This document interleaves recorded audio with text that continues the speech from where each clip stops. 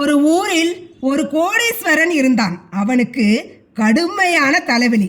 பல ஊர்களிலிருந்தும் மிகப்பெரிய வைத்தியர்கள் வந்து பார்த்தும் மருந்துகள் சாப்பிட்டும் அந்த தலைவலி குணமாகவில்லை.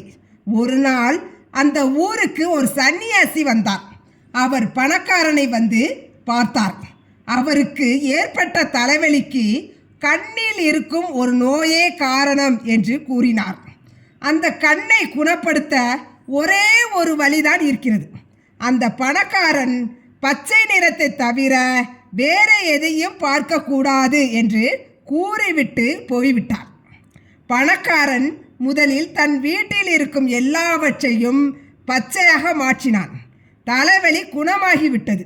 சன்னியாசி கூறியது சரிதான். உடம்பு சரியாகவே வீட்டை விட்டு வெளியே வர தொடங்கினான். வெளியே போனால் இயற்கை எல்லா வண்ணங்களிலும் காட்சியளிக்கிறது. ஆனால் அவற்றைத்தான் அவன் பார்க்கக்கூடாதே. நிறைய பச்சை பெயிண்டையும் ப்ரஷையும் கொடுத்து சில ஆட்களை நியமித்தான்.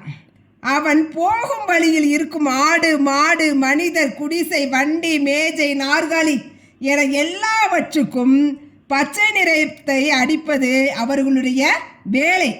அவர்களும் முதலாளி சொன்னபடியே செய்து வந்தார்கள். சில மாதம் கழித்து மீண்டும் சன்னியாசி அந்த ஊருக்கு வந்தார். வேலையாட்கள் அவரை தடுத்து நிறுத்தி அவர் மீதும் பச்சை வண்ணம் அடிக்க போனார்கள்.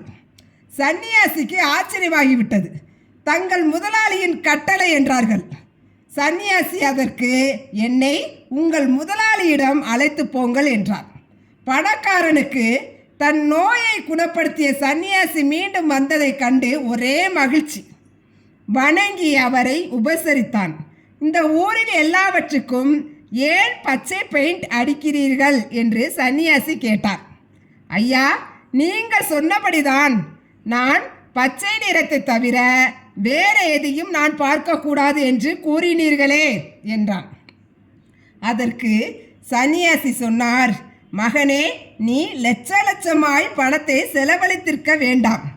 ஒரு 100 ரூபாய் கொடுத்து பச்சை கண்ணாடி வாங்கியிருந்தால் உன்னை சுற்றி இருக்கும் பொருள்களெல்லாம் பிழைத்திருக்கும். உன் பணமும் வீணாகி இருக்காது. உன்னால் இந்த உலகம் முழுமைக்கும் பச்சை பெயிண்ட் அடிக்க முடியுமா என்று கேட்டார் சன்னியாசி. ஆக நம்மில் பலரும் இந்த கதையில் வரும் பணக்காரனை போலத்தான் இருக்கிறோம். நம்மை திருத்தி அமைத்து கொள்வதற்கு பதிலாக உலகத்தை எப்படியாவது மாற்றியமைத்து விடுவது என்று மிகவும் முயற்சி எடுத்துக்கொண்டே இருக்கிறோம். அது சாத்தியமில்லை.